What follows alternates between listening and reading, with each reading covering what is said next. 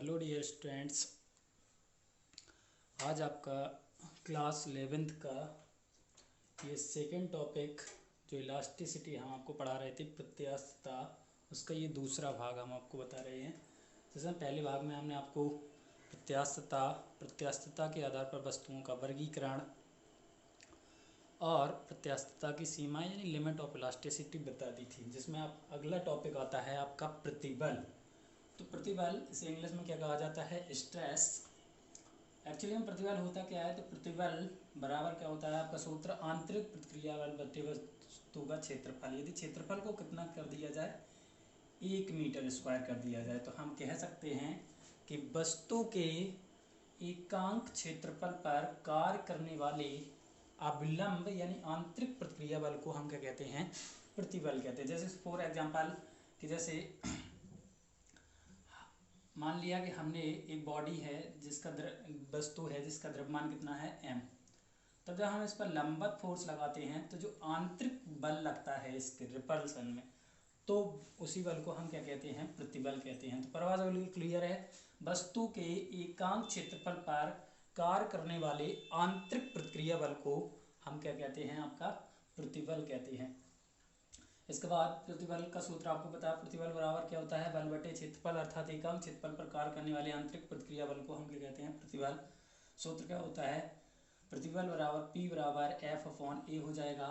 फिर एक फॉर्मूला होता है न्यूटन का द्वितीय नियम के अनुसार, F बराबर mg। ma से चूंकि यहाँ वस्तु का भार नीचे की ओर काम करता है तो हम प्रतिबल को ऊपर की ओर मान लेते हैं, तो आपका सूत्र हो जाता है F बराबर mg।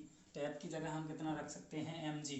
मान लिया वस्तु का क्षेत्रफल कितना है? πr² है या एरिया है, तो हम यहाँ पर रख सकते हैं प्रतिबल बराबर, आपका ये फार्मूला निकल कर आ सकता है एक सवालों के लिए इम्पोर्टेंट फार्मूला कि mg बटे πr²।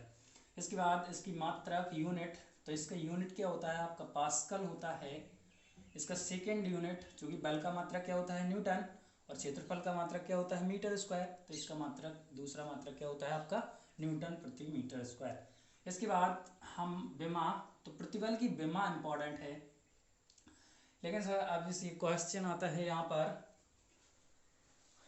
कि सर विमा हम लोगों को पता नहीं, तो विमा आपके लिए वैसे हम आपको वीडियो बनाएंगे, लेकिन यहाँ शॉर्ट पर देखी जाए एक बार तो m यहाँ पर क्या है? आपका द्रव्यमान, तो द्रव्यमान की विमा m ही होती है।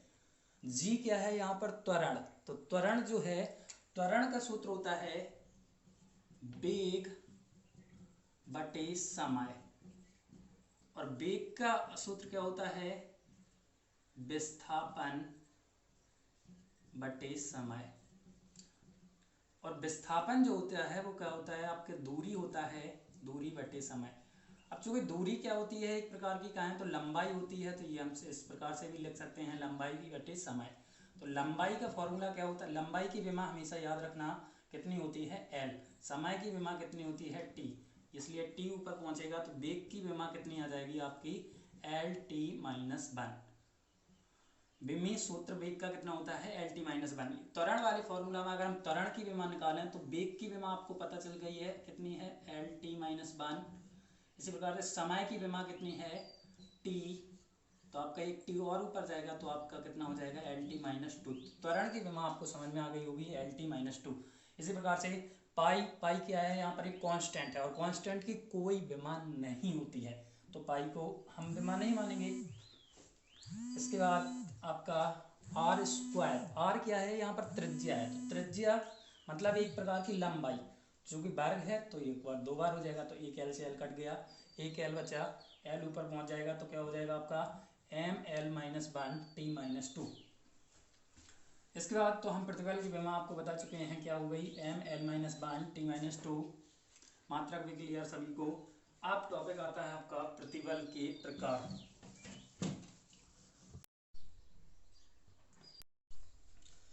तो अगला टॉपिक है आपका प्रतिबल के प्रकार। तो प्रतिबल क्या? मुख्यतः प्रतिबल कितने प्रकार का होता है? 2 प्रकार का। पहला प्रतिबल होता है अविलंब प्रतिबल, दूसरा होता है अपरूपक प्रतिबल या स्पर्शरेखीय प्रतिबल। अविलंब प्रतिबल को 2 भागों में बांटा जाता है, अंधेर प्रतिबल, आयतन प्रतिबल।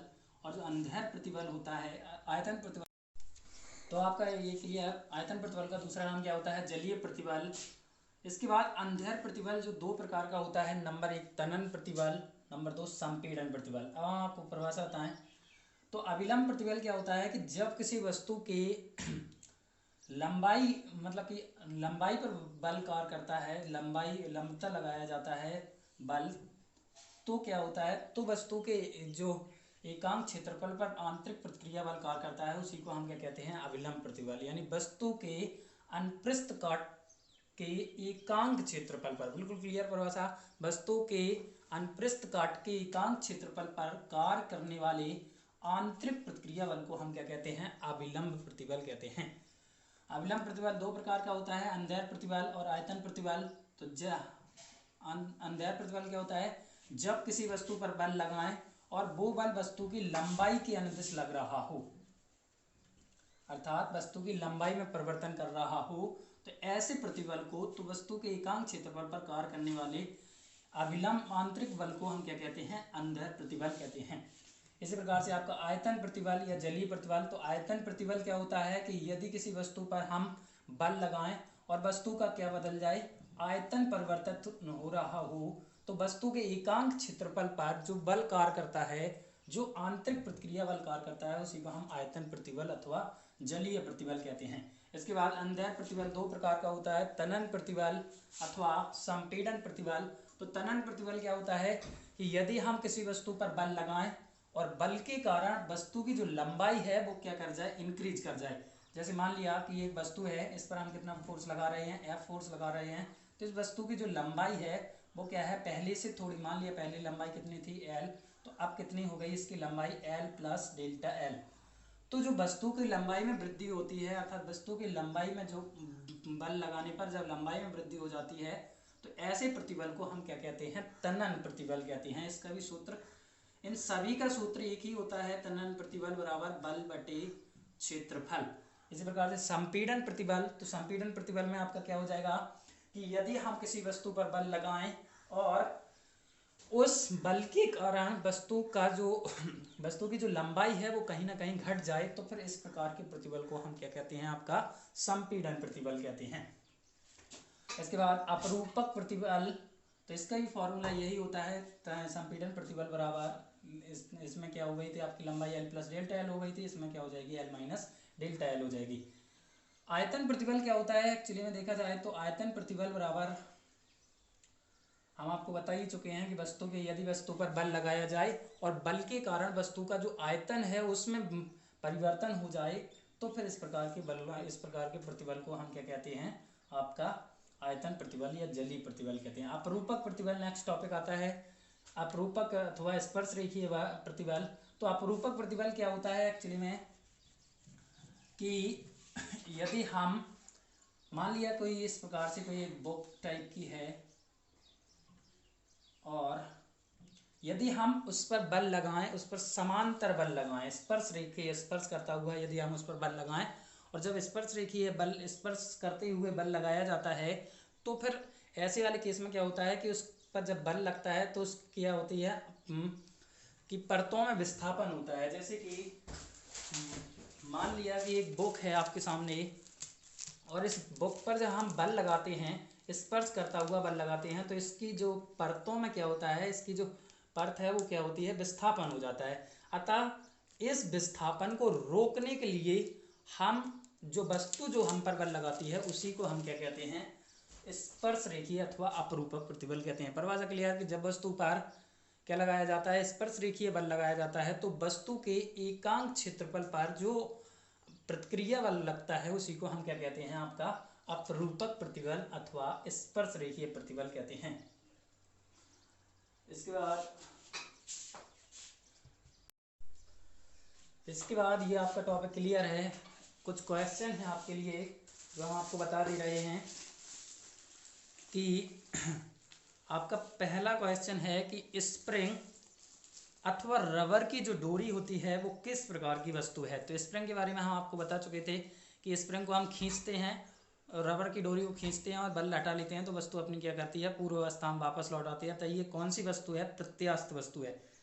इसके बाद तनन प्रतिबल किस प्रकार का प्रतिबल है। तो तनन प्रतिबल आपको पता है, तनन प्रतिबल इसके बाद आपका एक तीसरा क्वेश्चन है कि इस प्रति एकांक क्षेत्रफल पर कार्य करने वाला स्पर्श रेखीय प्रत्यानयन बल, प्रत्यानयन बल भी एक प्रकार का क्या होता है, आपका प्रतिक्रिया बल ही होता है।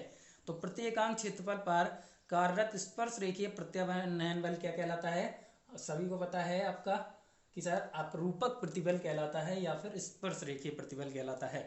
और क्या किसी पिंड में उत्पन्न प्रतिबल क्षेत्रफल पर निर्भर करता है? जी हाँ, बिल्कुल निर्भर करता है। प्रतिबल बराबर आपका सूत्र क्या होता है, बल बटे क्षेत्रफल, तो प्रतिबल क्षेत्रफल पर निर्भर करता है।